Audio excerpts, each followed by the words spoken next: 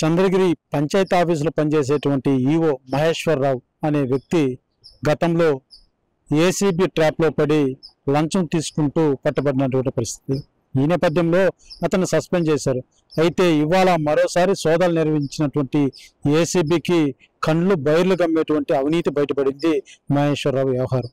ఏదైతే గతంలో నుంచి కూడా అతని మీద అనేక విమర్శలు వస్తున్న నేపథ్యంలో ఏసీబీ స్పెషల్ ఫోకస్ పెట్టింది. ఇవాళ ఏదైతే పేరూరు వద్ద జర్నలిస్ట్ కాలనీలో అతని నివాసం ఉంటుందో ఆ యొక్క నివాసానికి వెళ్ళి ఏసీబీ రైడ్ చేయడంతో ఒక్కసారిగా కంగుతున్నటువంటి పరిస్థితి. ఏదైతే అతని ఆస్తులన్నీ కూడా పరిశీలిస్తే ఒక్కసారిగా 30 కోట్ల మేర ఆస్తిని గుర్తించినటువంటి పరిస్థితి. నగదు కావచ్చు, నగలు కావచ్చు, ఇప్పుడు కార్లు కావచ్చు, అతను ఏదైతే విల్లాలు అతను కట్టుకున్నటువంటి బంగ్లాలు కూడా, ఆ అపార్ట్మెంట్లు ఆస్తులు కావచ్చు, స్థిరాస్తులు కావచ్చు, ఇవన్నీ కూడా కలిపితే 30 కోట్ల మేర బయటపడింది. అయితే ఇది బయట మార్కెట్లో దాని విలువ 50 కోట్లు పై మాటనే చెప్పాలి. అయితే ఇంత విలువ చేసేటువంటి అపార్ట్మెంట్లు కావచ్చు, కార్లు కావచ్చు, నగలు కావచ్చు, ఇదంతా కూడా పూర్తిగా అవినీతి సొమ్ము అని తేలింది. అయితే ఇతను గతం నుంచి కూడా అనేక విమర్శలకు ఇతని యొక్క వ్యవహారం అనేది వినబడుతూనే ఉంది. ఏదైతే గతంలో ఇతను పనిచేసినటువంటి పంచాయతీ ఆఫీసులో కూడా ఇదే తరహా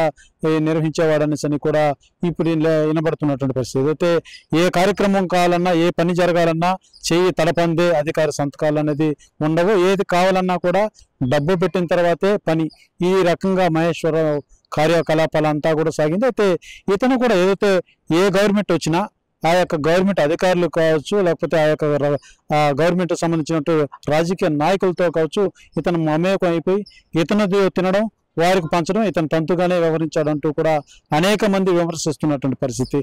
ముఖ్యంగా ఏ పని జరగాలన్నా డబ్బు మాత్రం ఖచ్చితంగా అతనికి మహేశ్వరరావుకి ఇస్తే తప్ప ఏ పనులు జరిగేవి కాదంటూ కూడా అనేక మంది కూడా ఆవేదన వ్యక్తం చేస్తున్నటువంటి పరిస్థితి.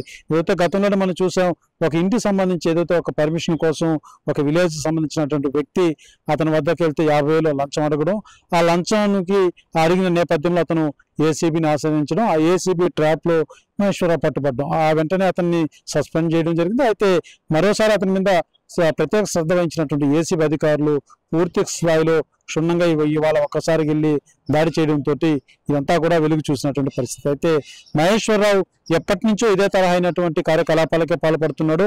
అతను ఉద్యోగరీత్యా మొత్తం అవినీతిమయమే అనేసి కూడా అనేక మంది ఆరోపిస్తున్నటువంటి పరిస్థితి కనబడుతుందని చెప్పాలి. అయితే ఏదైతే ఈ యొక్క ఏసీబీ రైడ్కి సంబంధించి ఇప్పుడు దొరికినటువంటి ఆస్తులు కావచ్చు, వీటన్ని వివరాలన్నీ కూడా పోలీసు ఏసీబీ అధికారులు ప్రెస్ మీట్ ద్వారా వివరించేటువంటి ఆస్కారం ఉందని చెప్పాలి. అయితే పూర్తి స్థాయిలో అయితే మహేశ్వరరావు మీద ఏదైతే దర్యాప్తు మరింత కూడా పూర్తి స్థాయిలో దర్యాప్తు చేపట్టాల్సిన అవసరం ఎంతైనా ఉంది.